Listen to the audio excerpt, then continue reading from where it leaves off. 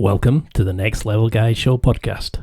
I'm Ian, and this is where men rebuild discipline, confidence, and take control of their lives. No hype, no excuses, just real conversations and practical tools. Let's get into today's episode. You don't have a discipline problem. You're just trying to follow someone else's plan. Meet Alex VanHouten, an exercise scientist and a coach who's helping high performers cut through the noise and actually make progress that sticks. His personal journey of living with a painful genetic disorder called Ehlers Danlos, but still achieving his dreams, taught him the discipline of 1% better daily. It gave him a passion to help others do the same in their own lives.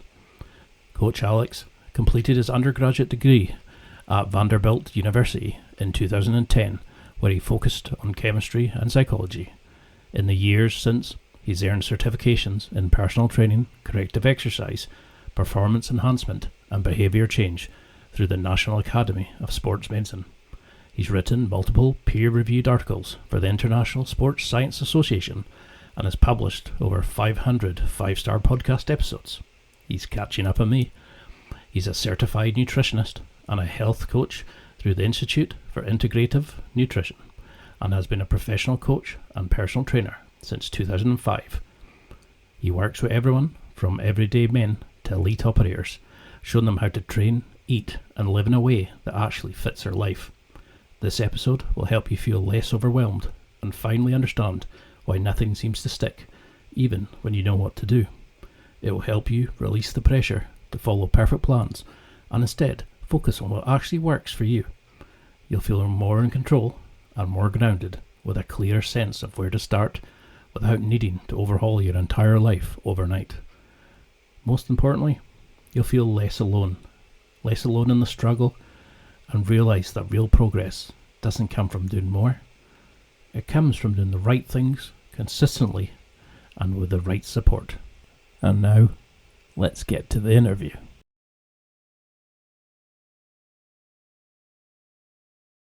Thank you so much for coming on. It's an honour to feature you. I've been listening, like we're just discussing, to some of your episodes, and I know that you work with some amazing people, but for people who don't recognise you, could you give a quick introduction on yourself, but also how you'd like people to know you as? Yeah, so on the professional level, I would say that, hi, what's up? I'm Coach Alex VanHouten. I'm an exercise scientist and faith-based health coach, and I get to help people make the most out of the body God's given them. And I do that in a number of ways with exercise, nutrition, and lifestyle coaching. And on the more personal side, I'm a husband, I'm a father. I live in the Midwest here in the U.S., in Greenbrier, Arkansas. We have chickens, and I work out regularly, and we have a great time just doing life in a positive and powerful way. And I love helping people do the same on their journey. I mean, I'm working in a government role just now, working with a police force, etc. What do you think people get wrong about elite performance? You know, because you've trained with some amazing people, you train to an elite standard. But what's the difference between elite performance and just going to the gym, do you think? You know, there's a number of differences. I would say one of the primary differences is that when we look at elite performance, and this is operators, these are individuals who are working at the state and local level for mission-based work, but you could also say elite performance has to do with high-level athleticism.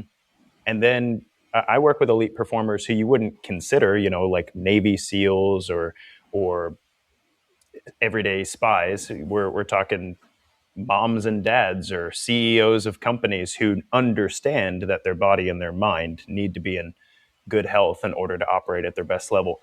The major difference between elite performers and the general population working out is that elite performers understand that there's a very specific way they need to feed themselves, a very specific way they need to move themselves, and that specificity is different than maybe the person that they're married to, or maybe the person that's working out next to them at the gym, or maybe the person that's their coworker. And so elite performers are not swayed by the fads of the health and fitness industry, the latest thing that tells you should take this supplement, or the latest thing that tells you should do high intensity exercise versus weight training or whatever. They understand how to take care of themselves as individuals. And that's what an elite performer knows, that's different from the average person. And in the science, we call that bioindividuality. Your DNA and my DNA are different. Your microbiome and my microbiome are different. So some of the things that I need to do to get the most out of myself might be different from some of the things that you need to do in order to get the most out of yourself. And scientifically speaking, we understand those things. It's a lot harder in practice, though, to understand how to take care of yourself on an individual level, but it's worth doing. And do you think that's what a lot of people miss? You know, that we pick up like the Men's Health, the Maxim, FHM, whichever magazine it is, and it's the cookie cutter approach, and we think, yep, we'll do the same as the big guy at the gym, not understanding the different cycles, the different food supplements, and etc. he's on. Is that what we miss? Is that individuality? We kind of fall back on, well, everybody's doing it, it must be right. It's definitely a huge part of it, right? So there's a huge piece of, let's say you did everything perfect, whatever that means. You ate perfectly, you exercised perfectly for your body, and you got the most out of you. And you looked at what you were doing versus another elite operator getting their perfect program, their perfect amount of sleep, their perfect nutrition, right? They would look different because perfect for you looks different from perfect for them. But that's not actually where most people are missing it. Where most people are missing it is many people know what they need to be doing for themselves, but they're just not doing it. One of the largest longitudinal studies of weight loss, for example, because there's a lot of people in health and fitness who try to do something healthy or do something fitness-based to lose weight, right? The biggest longitudinal study looked at, okay, let's say there's all this stuff in the world. What exercise works? What nutrition works? What's actually working for people? And what was crazy is the science found, and we're talking a study over 80,000 participants in a span of 5+ years losing weight. The actual variables that matter had nothing to do with the diet that was espoused and nothing to do with the exercise that was espoused. It was actually whether or not the individuals had access to a professional that they trusted to ask questions. That was the first most important variable. Do I have access to a professional that I trust to ask questions along this journey? That would have something to do with that personalization piece. And then the second is, do I have access to a community who's also working on the same goals I am? And those were the two variables. It wasn't whether you followed the keto diet. It wasn't whether you lifted weights or not. It wasn't whether you did cardio or not. It was, do I have the social cohesive support that both allows me to move forward when I have questions and also keeps me accountable when I really don't feel like doing what I want to do. And that was the rub. And so I think we miss it on both of those fronts. We miss it on the bio individuality of somebody, but we also miss it on the, we think we're going to do this all by ourselves thing, when at the end of the day, what actually works, and we know this to be true, what actually works is the human connection, both with a professional and the social aspect. And is that the sort of the unsexy part of elite performance, do you think? It's that moment of, we see the SEALs and all these sort of people going out and doing these heroic things, but we don't see them working side by side, drilling, repping, fixing their unique skill set, and then they fall back on that brotherhood together, but also they are individually focused on their own skills and weaknesses. That's exactly right. You see that high level operator doing something amazing. We just saw the Olympics, right? You see the high level operator doing something amazing. What you don't see, unless somebody points your attention to it, is the whole team they have that is telling them what to eat, how to exercise, how to overcome injuries, right? You have a professional team telling you what to do. You also have other athletes that are regularly training with you that you're connected to, right? You also, for many of those athletes, they will get on the podium and thank their mom and dad, and thank their brother and their sister, and thank their uncle who taught them how to weightlift, or whoever it was that inspired them to continue doing this thing that they are both dedicated to and committed to moving forward on. And so yes, that's definitely the unsexy part of health and fitness. People have a lone wolf mentality a lot of times, culturally speaking, that if I could just figure out the best program, I'd be fine. And the reality is we're not that great individually. There are a lot of people I've met with amazing willpower, but we're not that great individually at guiding ourselves, and we're not that great individually at inspiring ourselves. That requires other people. Now, one of the big things we've noticed with a certain president and things like that is this whole fake news and the sources and anything that disagrees with your viewpoint, or people doing their own research and they do a .com search rather than research papers and speak to experts, etc. What have you noticed in nowadays with the mental side of this, of like finding the correct research, the building the correct network of coaches, scientists, supplement ranges, companies, for people who are not working in a role where they have the tools and equipment supplied? How can they find this in their own and know and gauge the suitability of a source and know what works for them and what's sort of more hot air or bro science, I think is the term a lot of kids nowadays use? Right. Yeah, it's not easy. It's not easy. And it's for this reason that a lot of times when I work with somebody through Everyday Spy, we have a whole Spy Fit brand where people will do challenges, they'll do individual coaching. And I just got off the phone with a lady this morning who, crying, said, "I'm so glad I found you. I've been looking for you for a decade." Right? So like it's a very emotional experience when you learn that all the things you've been trying were not the answer for you, and you find somebody who can help you put the pieces together for you. And I'm not going to pretend that that's an easy thing. It's very difficult in our world today. There's a lot of signal noise, is what we call it in the intelligence world. A lot of signal noise in social media, a lot of signal noise on the internet. We can do it right now as a fun thought experiment. How many calories should I be eating? Good luck. Like you're gonna 9 million odd pages. Yeah, and like you're actually more confused than before you asked the question, right? But if you have somebody who you can ask as a professional, how many calories should I be eating? And my professional answer to that, if you were to ask, is what I want to do first is understand what you're currently eating and how that's infecting you. So I want about a week worth of food journals to work with. And then what you and I are going to do is evaluate what your body looks like right now, any health history issues you've had in the past, and we're going to separate our understanding of food from just calories to calories, which are energy, and nutrients that your body needs. And then we're going to start incorporating nutrient-dense foods and getting smart about our calorie intake and see how our body responds over this week. And so the answer, so for somebody who thinks, oh, I just need to eat better, and a lot of people simplify diet, nutrition, but they don't look at the mybomes, the nutrients, the fungi, their blood cholesterol levels, all the sort of tests that you would want somebody to be taking at this level.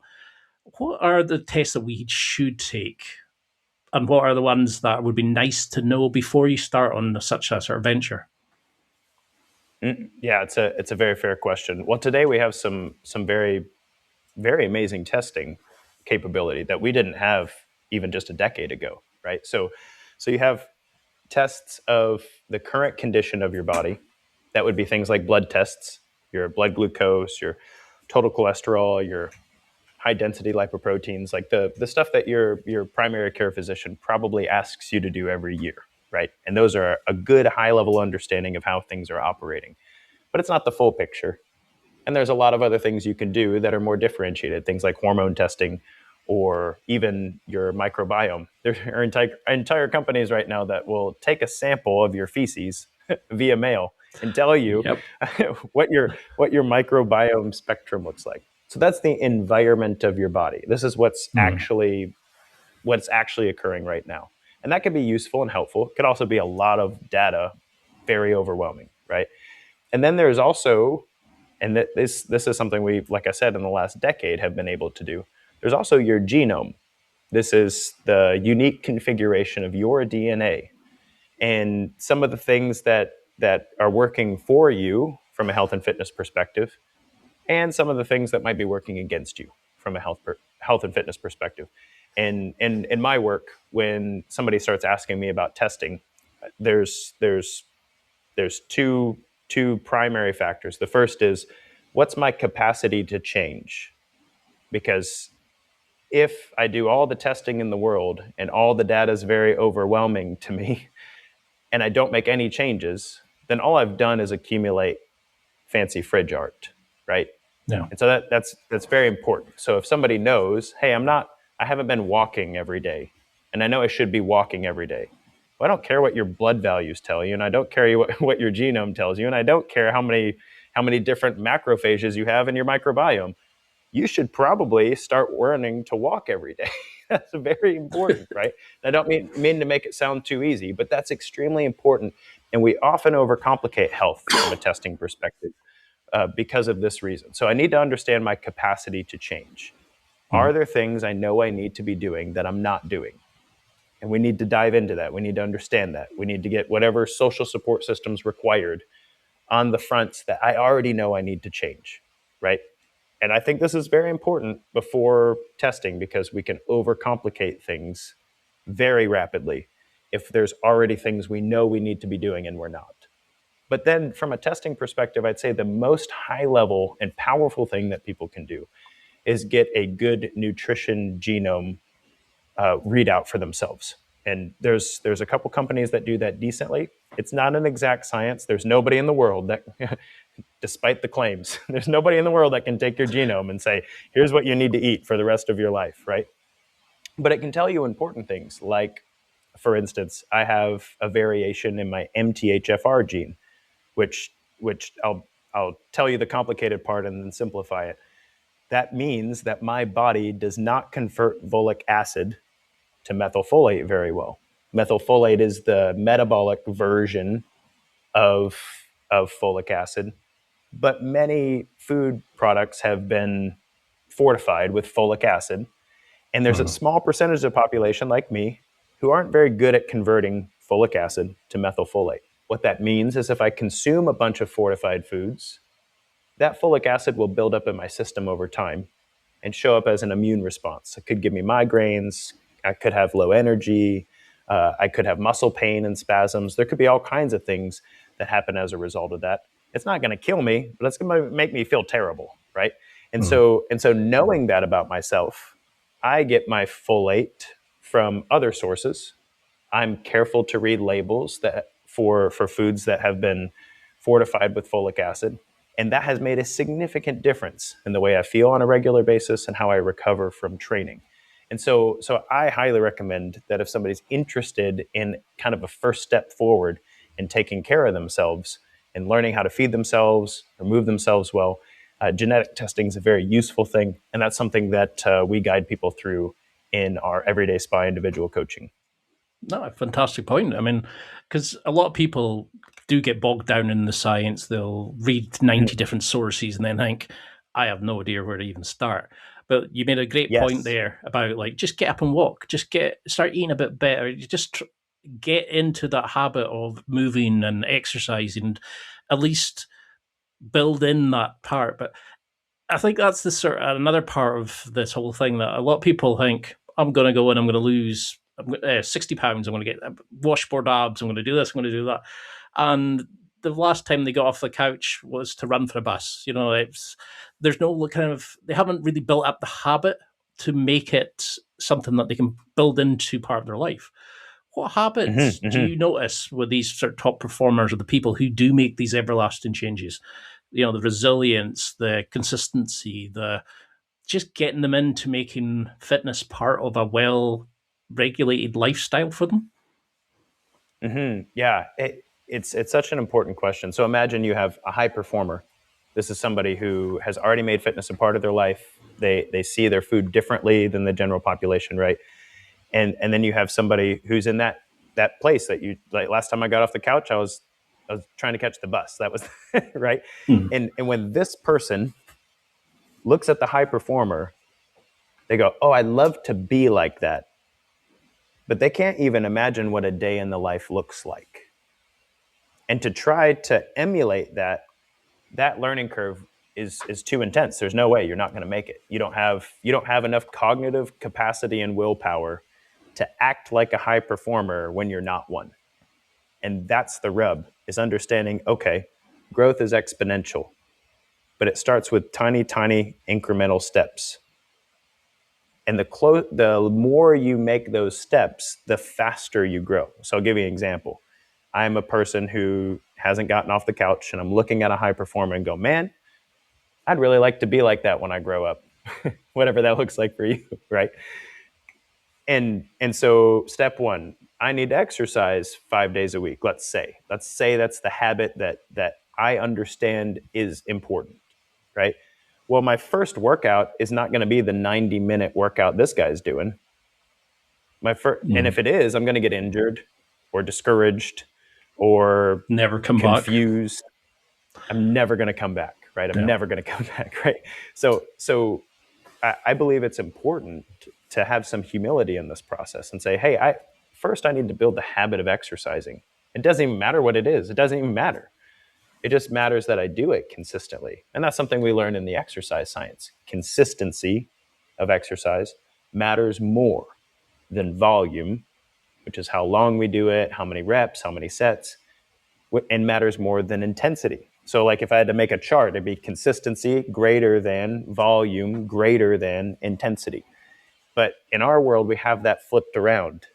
Most people see exercise as, oh, I got to go intense. I got to go lift heavy weights. I got to go run as fast as I can until I'm sweating. I got to go, if I'm not breathing hard, I'm not doing anything, right?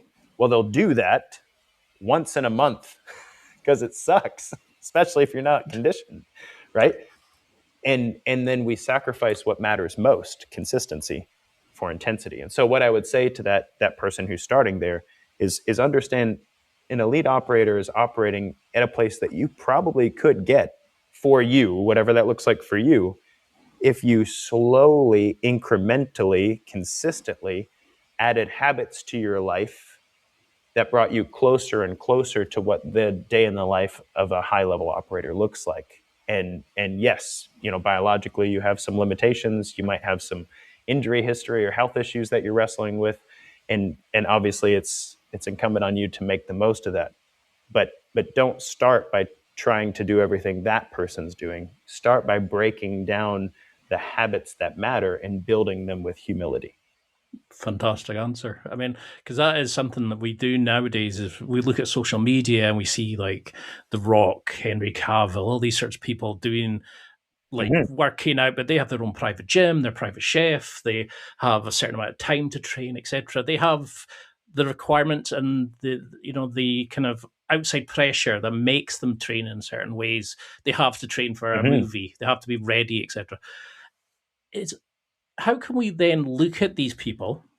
Maybe if you mentioned some great examples or people, how to find somebody that inspires you, but how do we then start reverse engineering from the habits of these people to then start implementing them in our own lives? Is there a way to say that'll work for me? That's good. That's like, how do we start pinching from the elite to start going up our own ladder? That's a fair question, and there's kind of two.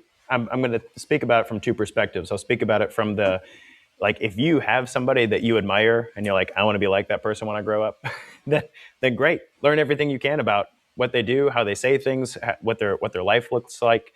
It was actually Jesus who said, "You will know them by their fruits."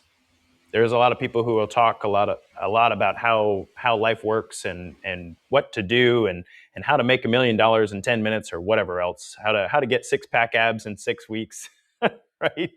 And yes. and it's all over the place, but you'll know them by their fruits. What kind of life do you want? Do you want to be married? Do you want to have kids? Do you want to be present for those things? Do you want to build a bunch of wealth for yourself? Well, what are you going to do with that? Do you want a business that requires 70 hours a week from you? Like, get a full picture of these people that you admire. And then when you have found a person like that, you're a very blessed person to have a picture in your mind of what you want to strive for. then learn and understand what their habits are. It's not an easy thing. You'd have to research, I don't know, at least 100 hours to understand somebody's life well enough to start emulating those things. But it sure beats the 10,000 hours you're going to have to figure it out for yourself. Mm-hmm. That's called mastery. It takes a long time to learn how to do all this stuff from scratch, right? But so that's the big picture perspective. And like, we live in a world of we're so content heavy these days. You can hear a 3-hour interview with The Rock if you want to. It exists. Like, you can hear a 3-hour interview with the gal who won Olympic gold medals. You can like, Bear Grylls is one of the guys that I admired. I don't know if you know Bear Grylls. He's a survivalist, British Special Forces. Thought he was a fantastic guy. He's got, I don't know, hundreds of hours of televised interviews with individuals and time spent in the wilderness and stuff. So if you care to research people, you can, and you can learn about the things that made a difference for them.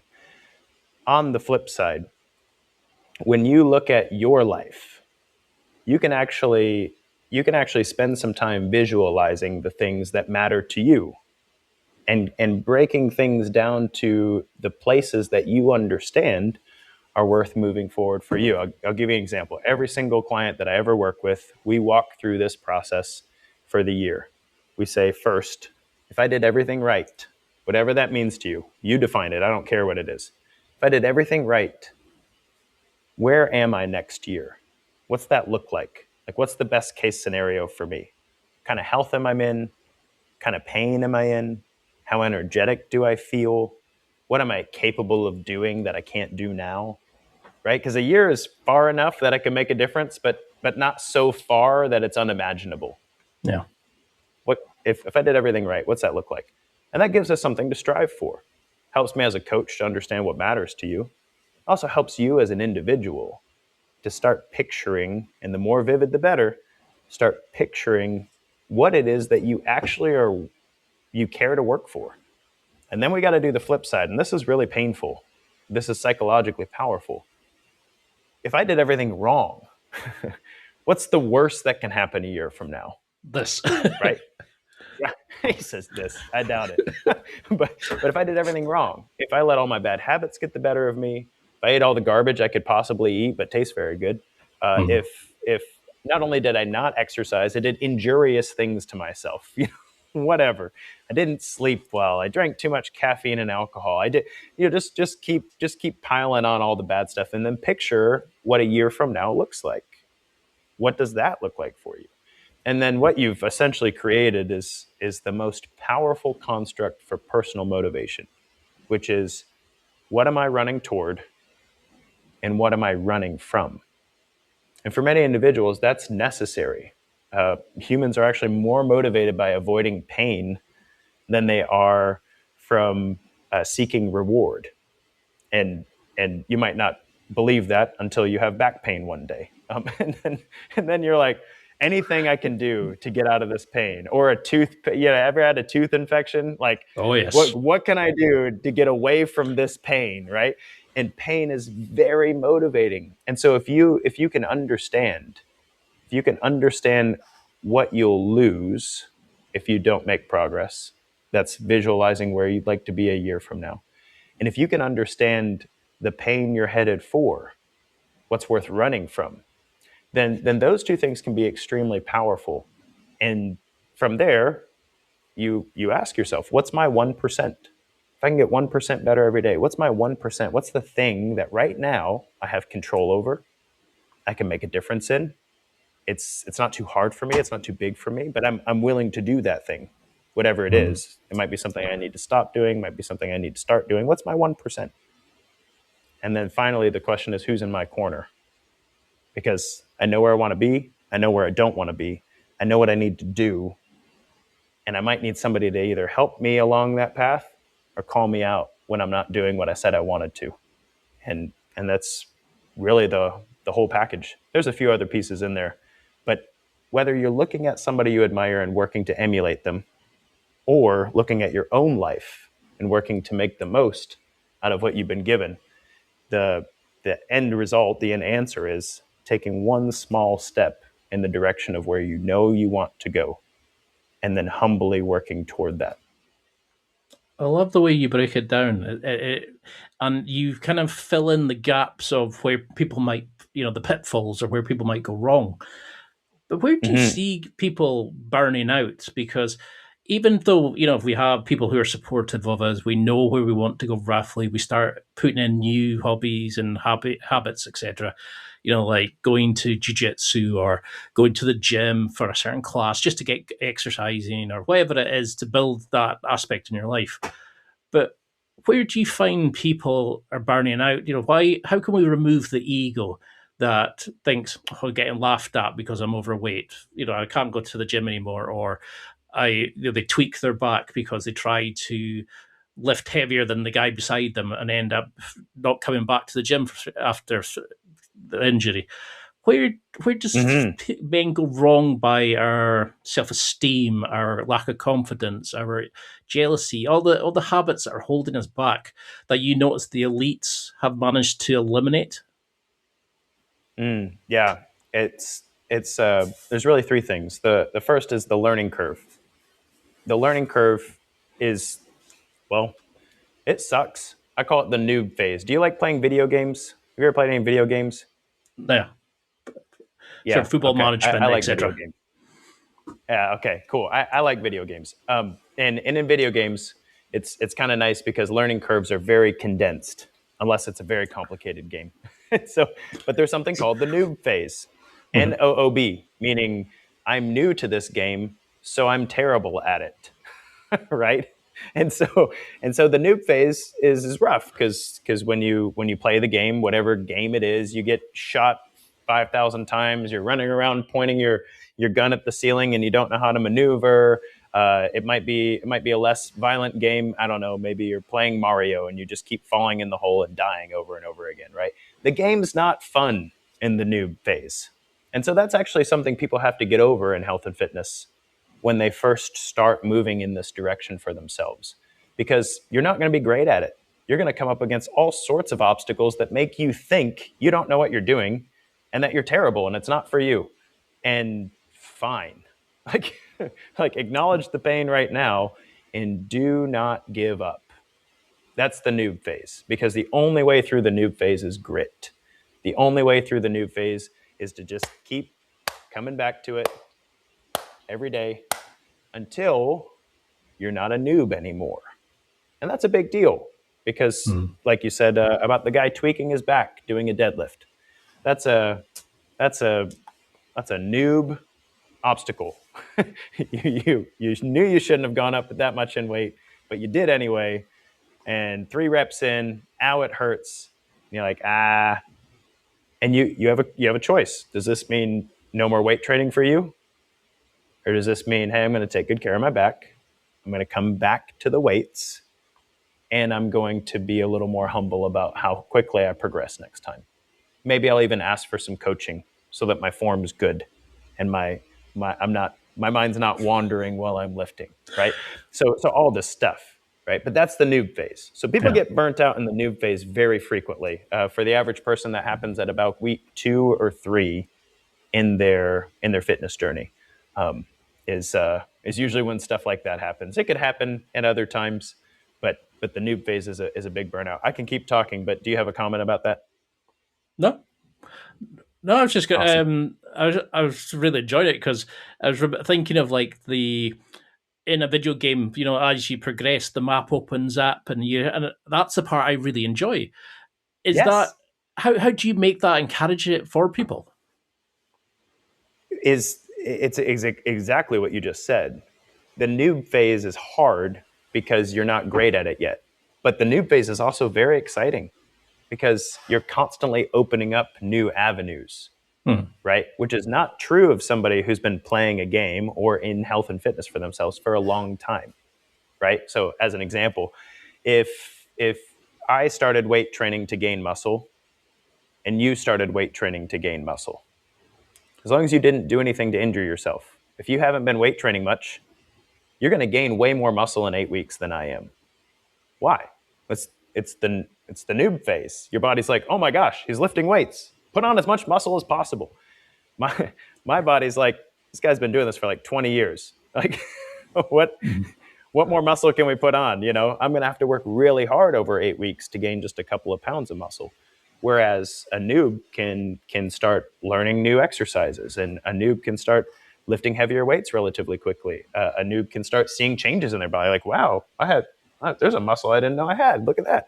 And so it can be very exciting if you're willing to stick with the pitfalls of those obstacles. And so for my part as a coach, it's helping people to see their progress. When they come up against an obstacle in one avenue, it's helping them see, hey, but look how much the world's opened up to you in these ways, right? And that's a difficult part of the noob phase for sure, but it's there. On the other end of the spectrum, we've got the other way people can burn out is reaching the top. It's a completely different problem. I've run the fastest mile I can run. I've lifted the heaviest weight I can run. I've been 10% body fat for 3 years, whatever it is. What's next? Where do I go from here?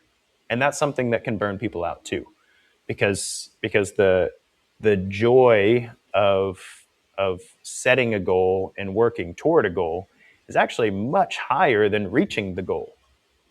If you actually measure somebody's serotonin, how good you feel about something, it's not very high when you get the medal. It's way higher in the training process of visualizing getting the medal. Same thing with the dopamine, right? So once you reach the top, once you have run the event, once you have done the mission, once you have lost the weight or whatever it is, once you reach that pinnacle, that can be really difficult.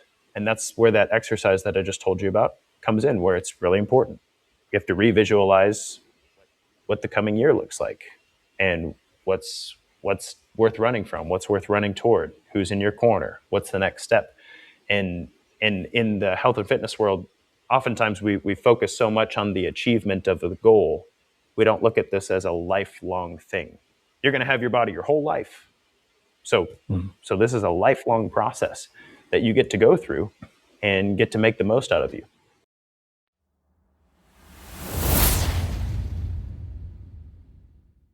It's time for a quick break.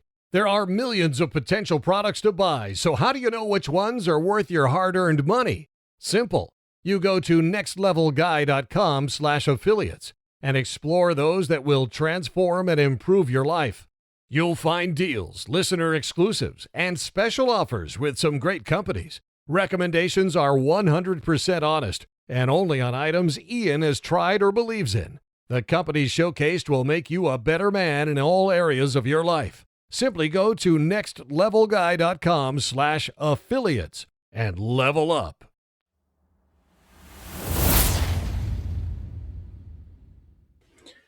Do you think that's the thing that a lot of men are scared of? It's either being afraid to look like a beginner, but then on the flip side, it's also scared not to have a mission, not to have a focus, or that's why we leave jobs because we don't have anything new to learn. We don't like being seated. We don't like not progressing or having a challenge. We can't just sit still, a lot of men.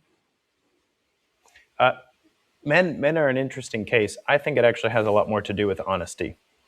So that being said, if I'm honest as a man, let's say I look at my life and I'm not satisfied. That's hard. That's a painful realization. Like, yep. What are you not satisfied with? I'm not satisfied with what I see when I look in the mirror. I'm not satisfied with my job. I'm not satisfied with my partner. I'm not satisfied with how I spend my days, whatever. Like if men get really honest with themselves about what's bothering them, I mean, get ready. Like, get ready for some real pain. Get ready for some real emotional turmoil. Because if men are honest about where they're at, it's going to be a difficult process. It's going to be a difficult mental, emotional process. I think that's the primary thing that keeps men from moving forward, is to be honest with themselves. And then step 2, honest with somebody else, so that you're not the only person who's thinking through all this stuff that you're not satisfied with, because that can be overwhelming. It's extremely overwhelming. when you realize you're in a place that you want to change, but you don't know how to do it. And it's also extremely overwhelming to notice that maybe I do know how to do it, but I don't know how I'm going to start. And those are very difficult things. So I think honesty with self and honesty with somebody who's worth trusting with that, I think that's what primarily keeps men from moving forward.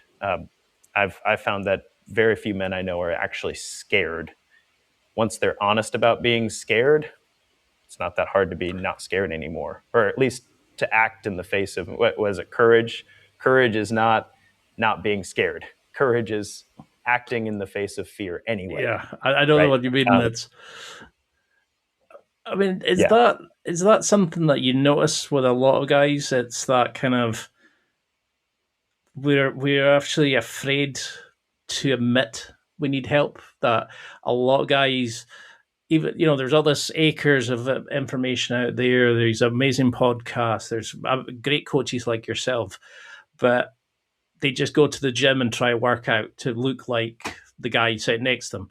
They don't understand about sport-specific workouts, physical preparedness, like just a general breakdown of the different styles of workout, of building your ligaments, your joints, making yourself your body physically prepared to work out. How complicated do we need to get into this as we go through the various stages towards mastery, towards elite status? It gets more complicated the further up the ladder you go. For somebody who's just beginning on that journey, it's not that complicated. You got to get conditioned. Getting conditioned is stop eating too much energy, eat more nutrients, move more. Like, it really is that simple. Like, those things are, and you might have some injuries that have accumulated. You might have to rehabilitate, or you might have some obstacles in the way your body functions. Maybe you have shoulder pain or knee pain or something like that might complicate that process, right? But the end necessity goal for you to go from beginner, it's about the same answer for everybody. The further you go through fitness, the more complicated it gets. The further you go up the ladder, the adaptations of exercise, the adaptations of nutrition, the adaptations of rest and recovery, those adaptations can get more and more specific based on the stimulus or stressor. So as an example, if I said, hey, you're a beginner and I've been training for a long time, your back workout today can be 2 exercises. We're going to do a lat pull down for 3 sets of 10, and we're going to do a cable row for 3 sets of 10. I remember those days. Right, yeah. How much weight, Alex? I don't care. If it feels kind of difficult, you're great. Like, don't even worry about it. Like, just do it, right? And that's the back workout. But if you're an elite, like, and you're taxing the muscles of the back so that your posture stays firm, maybe you're trying to keep muscles healthy and highly operating for whatever specific thing you're training for, you might have 8 different exercises you need to do, and 2 of them have to be together, and you only have 30 seconds of rest between these 2. And this set is about being heavy, and this set is about being explosive, right? And at the end of the workout, you're doing things to tax the muscle in the eccentric phase. And everything I just said to a beginner sounds too much, because it is. There's no reason that has to be that differentiated for somebody who's just starting to lift weights, right? So the further you go up the ladder, the more complicated things get. And I wouldn't say that men are afraid to ask for help in that sense because they don't want to look like they don't know what they're doing. I think that men in general feel as though they should already have it figured out. And so asking for help is somehow weak rather than independent. And nothing could be further from the truth. Like, human beings are not very independent. We're actually we're built on the inside, neurologically speaking. We're built on the inside to be cohesive with each other. And there's an element of me needing having a responsibility to carry my own burdens well. But I'm not going to be able to do that without somebody else's help. And so that said, when a man comes to me and says, they usually say, I've tried everything and I heard what you had to say and it made a lot of sense. So I'm asking for help. I don't like doing that, but I'm doing that. Like, where can we go from here? It's almost like they've taken this big giant load off their shoulders and handed it to me.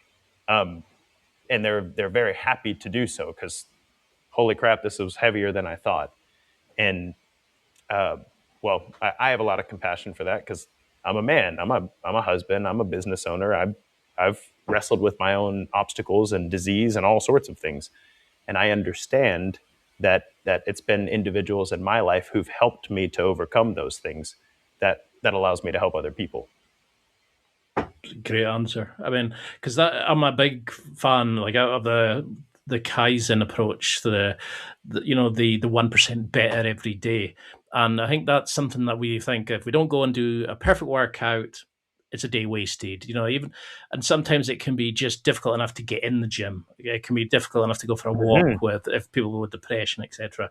And I think that sometimes is what a lot of guys struggle with, is they'll write to me and say, I can't change. I've tried. And you think, well, have you done X? No. Have you tried jiu-jitsu? No. Have you tried?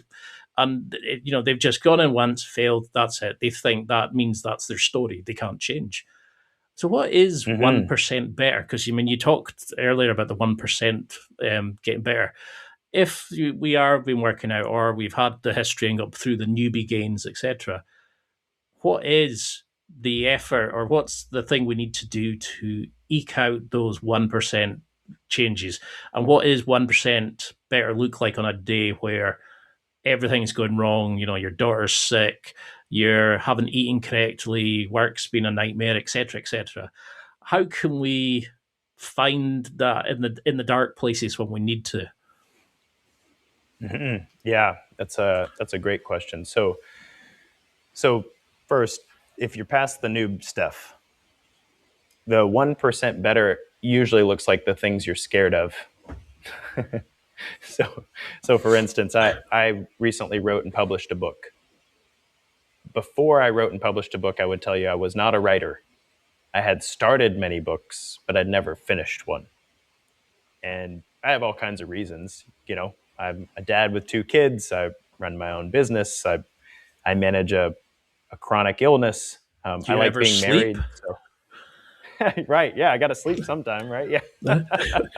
And so there's a lot of these things in my life that say a book is a bad idea. I don't have time for that. Right. Mm-hmm. But in my heart, I knew I wanted to. I knew there was something I needed to say, something I wanted to work through, something I hoped to help other people when they read it. And so I, like, this thing bounced around in me for probably 3 years. And frankly, I wasn't being honest with myself. I wasn't being honest that this really mattered to me. And I remember having a conversation with my wife where I was angry about something. And I was like, I don't understand why I can spend my time and energy doing this, but I won't write my damn book. Right. And she was like, well, how can I help? So, can you watch the kids on Thursday? Like, can you do that for me? And she did. And I went and I started writing my book. Well, the thing about a book is you don't write it in a day. It takes time, takes energy, takes focus, takes consistency. Kind of like only you could do it in a day. Yeah.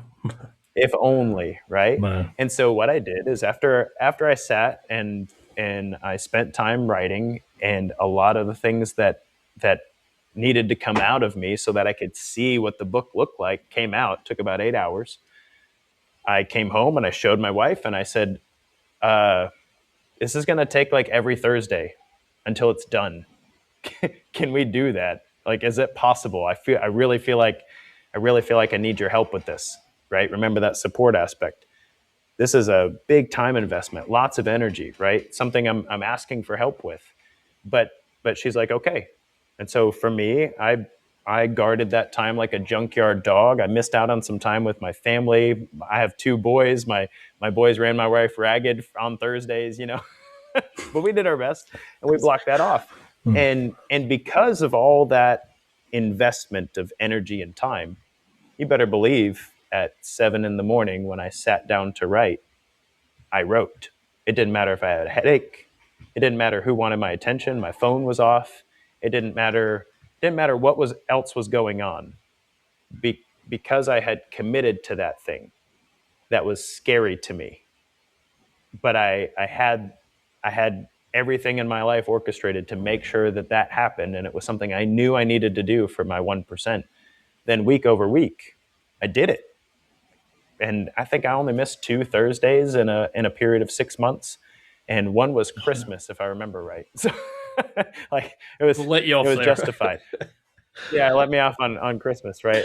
And the other one, I had a family member in the hospital, and so I went and visited them because that was a priority. And that's how the 1% works, right?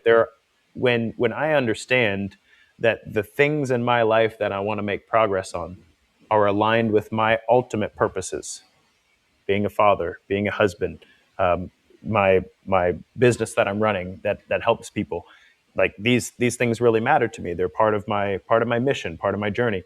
Then your 1% is the stuff that makes you better at all those things at once.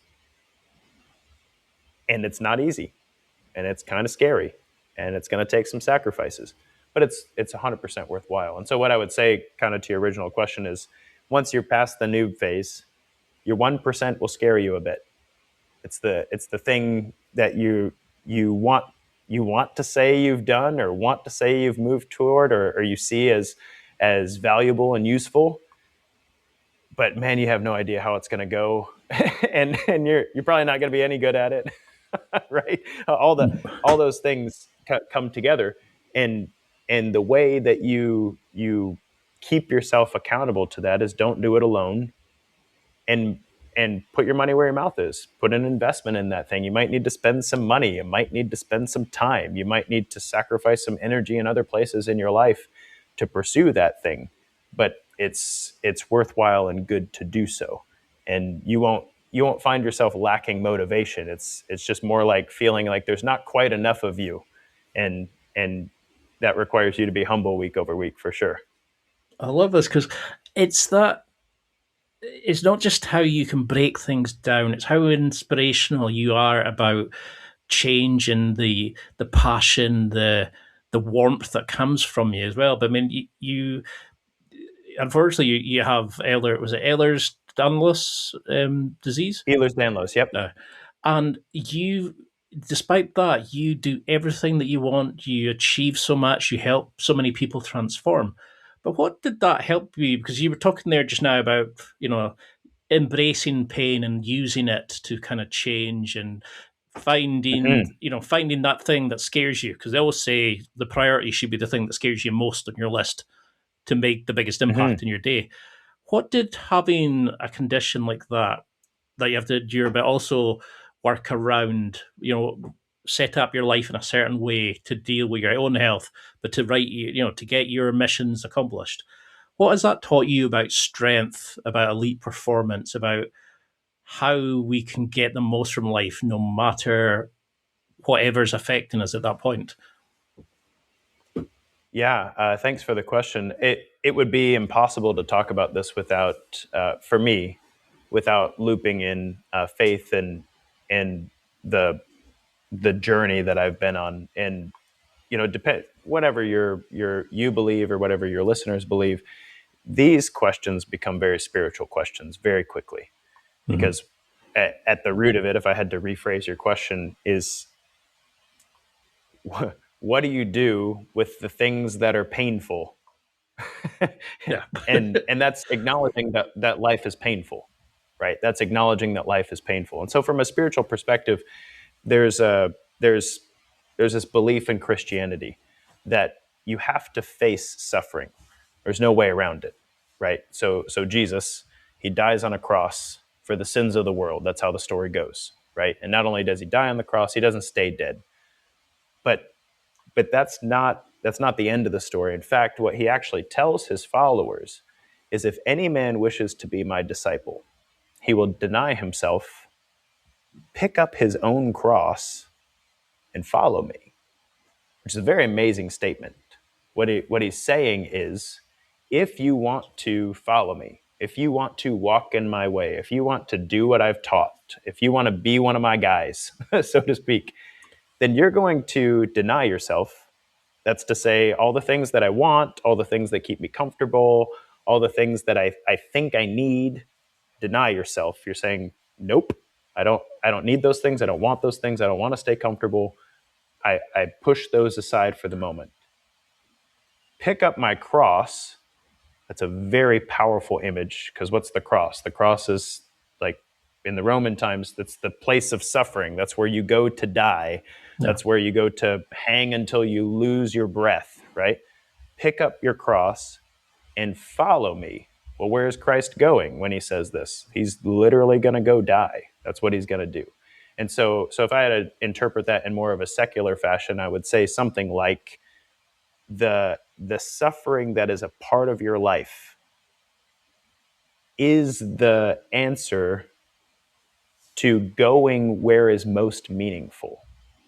Facing the suffering forthrightly, carrying the cross in a forthright way. It's not an easy thing, and it will require that you deny the things that sound nice, pleasant, comfortable, fun even sometimes. But that is the thing that's most meaningful, and is the way, as Jesus said, that leads to life. Now, there's no way in my brain to separate that from the spiritual language that I had to use to describe it.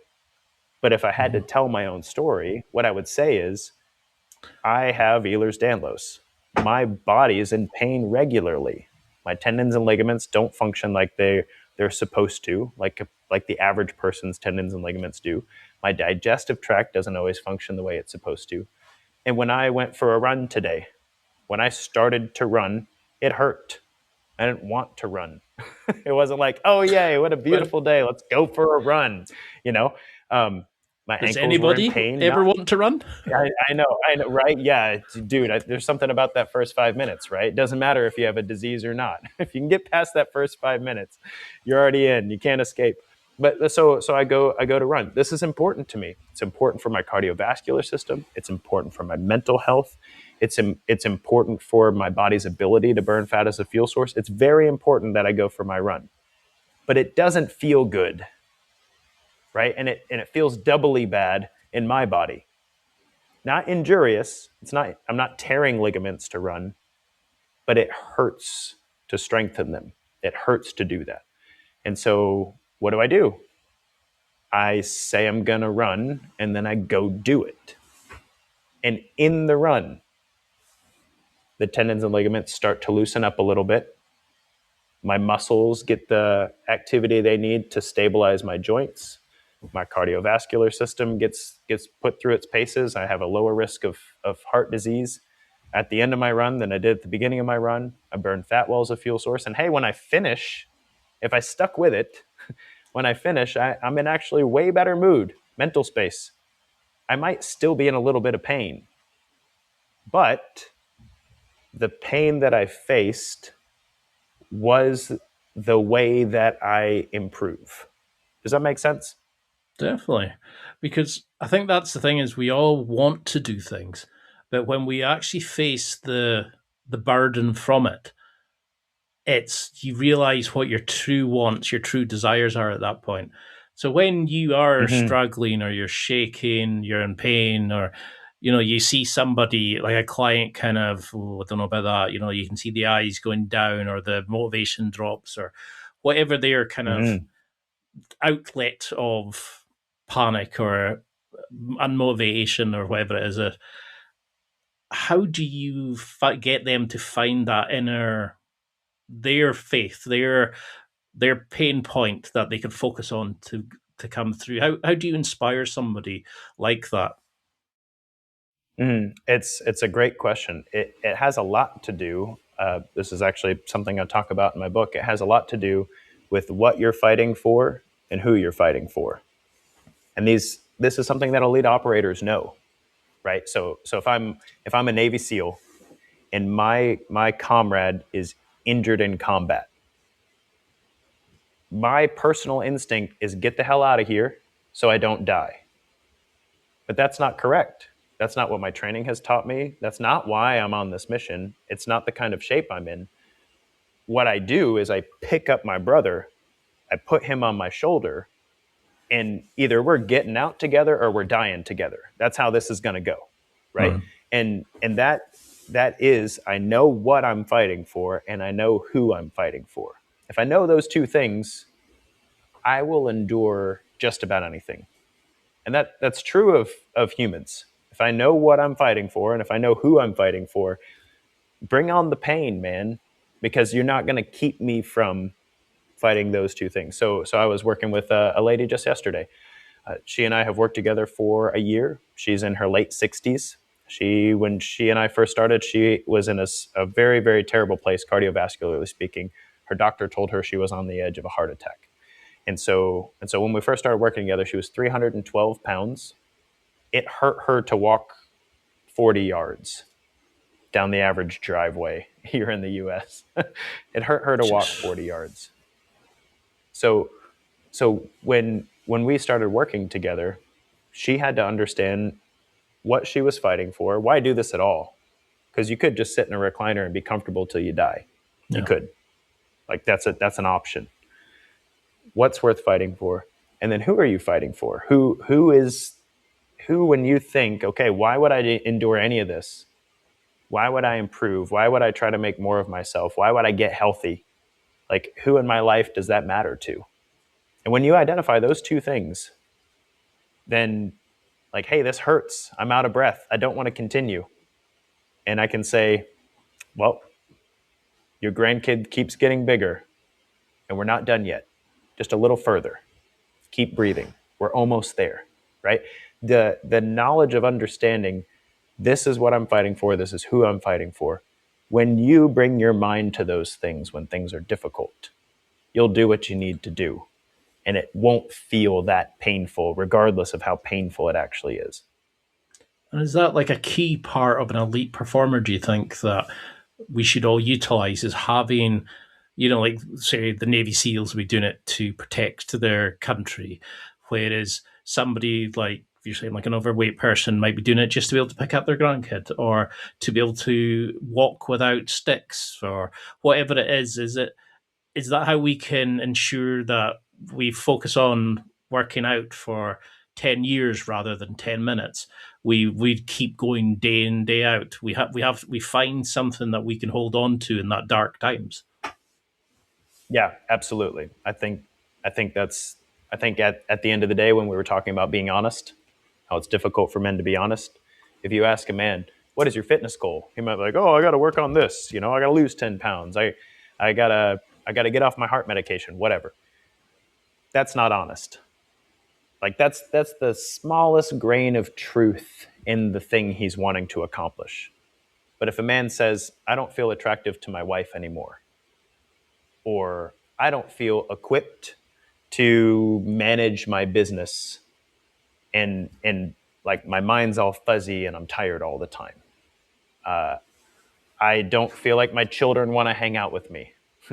I don't like getting off the couch. Like, these are the things that are honest, right? When a man's honest like that, then he understands, coming back to the pain question, the pain he's already in. And when the pain of staying the same hurts worse than the pain of change, then you'll change. Yeah. But if you're not honest, you don't feel that pain of staying the same, then you won't budge. And so that's why this understanding of what's worth fighting for, who's worth fighting for. We feel the pain of understanding what happens when we don't fight those battles. And so that's extremely important when a man can be honest about what pain he's in right now. Not try to cover it up. No sunshine, rainbows, no flowers and daisies. Just the real stuff. When he can be honest and feel that the pain of staying the same is worse than the pain it's going to take to change.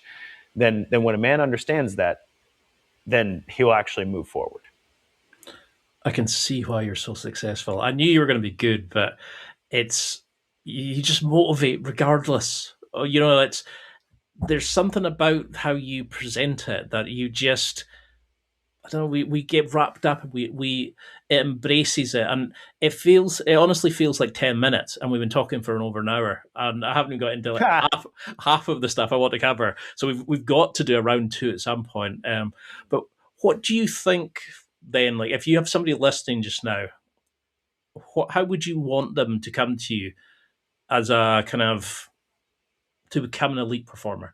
If they came back to you in a month, what would you say to them? I want to have done X, Y, Z. I want you to have focused on this or have that as your target. How can they start this journey? I will bring you back to the exercise that I just revealed that I do with all my clients, and I would ask your listener to do this. If this is you and you want to make some progress forward, you got to do it. You got to say, where am I right now? And if I did everything right, where would I be a year from now? Question 2, like pause the podcast, write it down. The more detailed, the better. Question 2, if I do everything wrong, where will I be a year from now? And if you don't cry, you're not doing it right. I know that sounds dumb, but it's true. Like if you can't paint a picture enough in your mind that's painful enough to bring tears, you're gonna need to work at that. You might need to go fast in the woods for like a day or 2 or 3 before you get down to the core of who you are and what matters to you. But those 2 things, and then you say, okay, who's in my corner? Be honest. If you got nobody in your corner, be honest. You got to fix it. You can't do this without somebody in your corner. You're not going to do this without a coach. What a coach actually is somebody who can correct you without causing resentment. That's what a coach is. If you have people in your life who are like, hey, you're doing it wrong, do this, and you hate them, they're not coaching you. You're like, that's a jerk. You don't like jerks. You need a coach. But similarly, somebody who's celebrating you.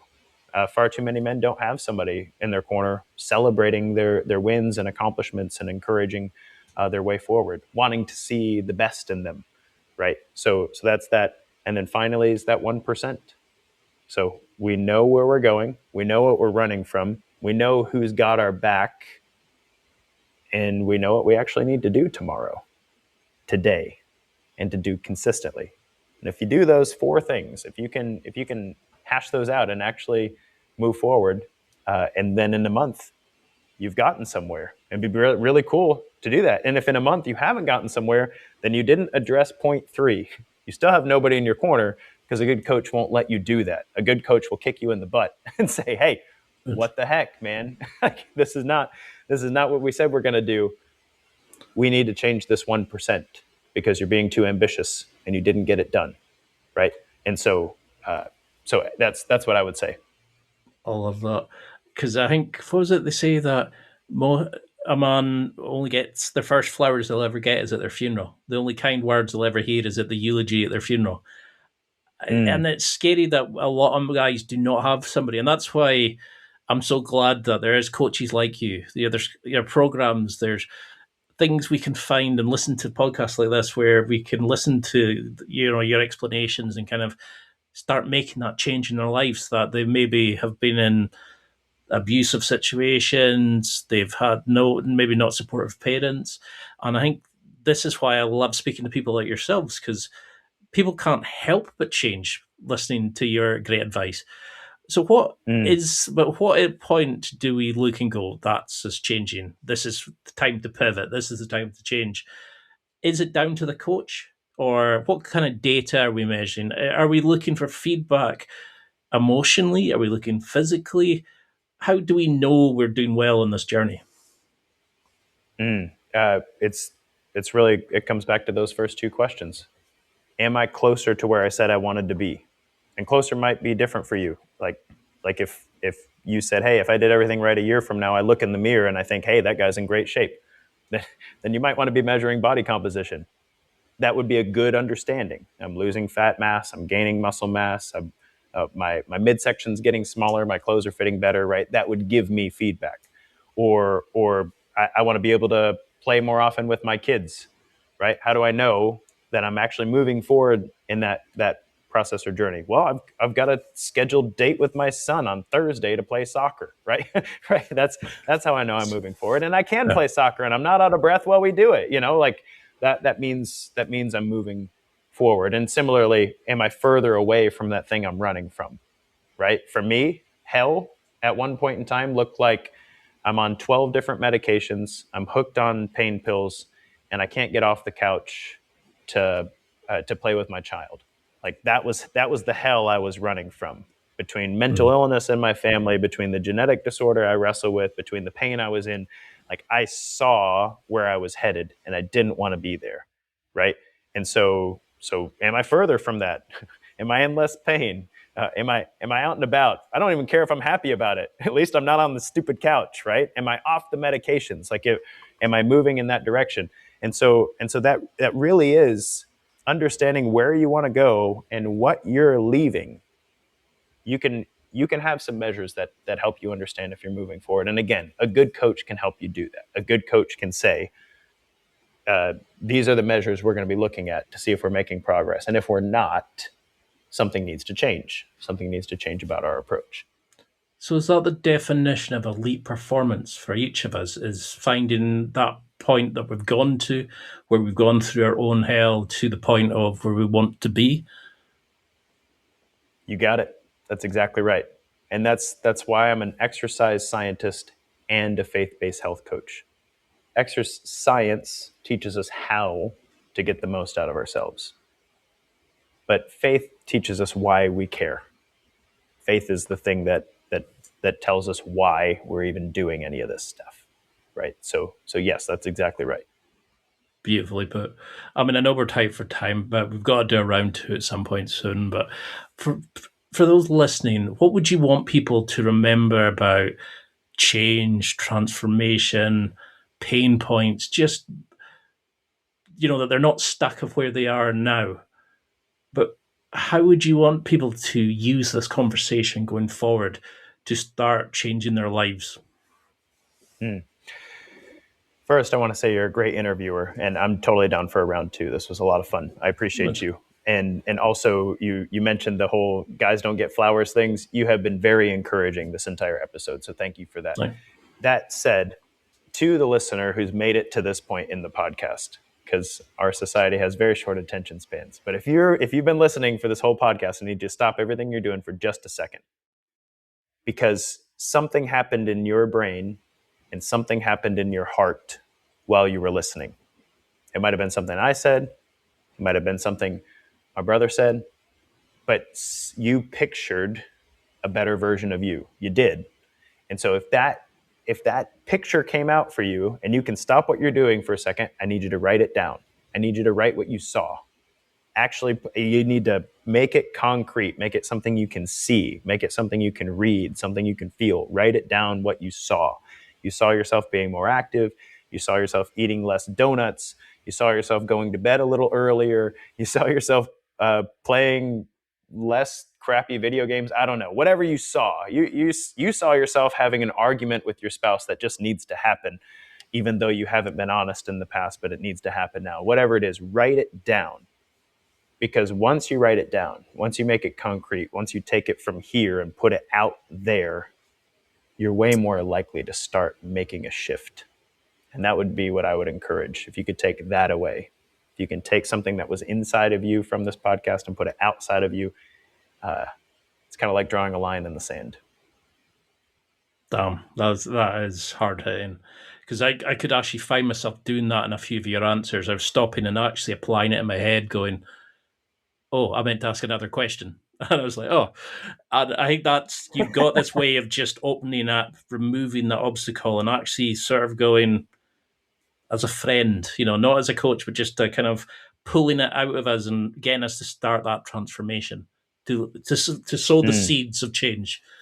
How can we follow you? Until we can do a round two, and because there's so many rabbit holes I was trying to avoid going down, but sure. For the things, before we want to buy the book, before we want to find out more, we want to contact you and ask to train with you and all these sorts of things, how can we get in touch and follow this journey, this amazing life that you're on?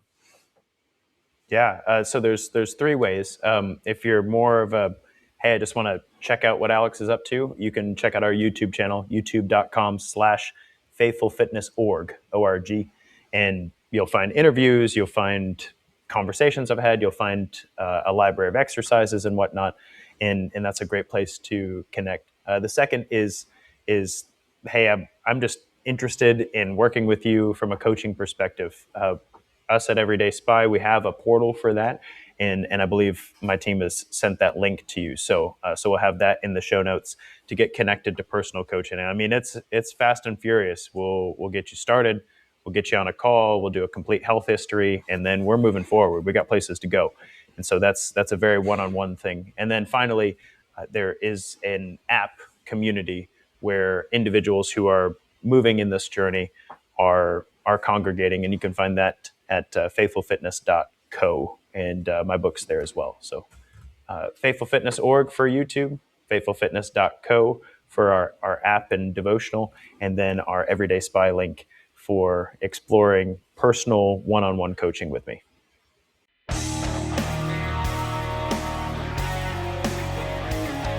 Well, that's it for another week, and thank you for listening.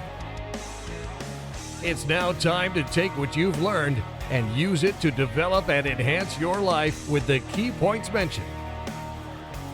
Listen, try it, embrace it, use it, and crush it.